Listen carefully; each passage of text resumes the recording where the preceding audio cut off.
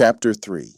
Noise of the Mind, Sound of the Soul. The mind is not the enemy, it is a tool. But like any tool, it becomes a burden when it's always in your hand. Most of us live with constant mental noise, to-do lists, regrets, imagined conversations, worries that loop without end. We mistake this noise for thinking, this movement for awareness. But awareness is quieter. It watches without needing to speak. When we stop identifying with every thought, something miraculous happens.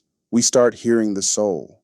Not in words or arguments, but in a calm knowing, a sense that says, you are okay. This moment is enough. You are not your thoughts. You are the one listening to them. Practicing awareness doesn't mean stopping your thoughts. It means learning to observe them without attachment, as if watching leaves float by on a stream, some bright, some dark, none of them defining the water beneath. Even in noise, the soul whispers.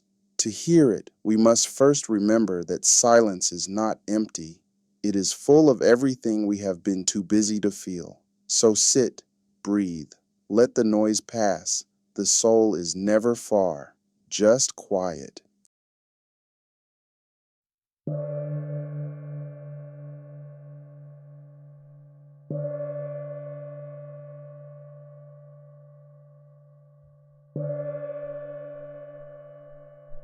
Thank you for being here. A new bloom arrives next Friday. Until then, be still and stay gentle with yourself.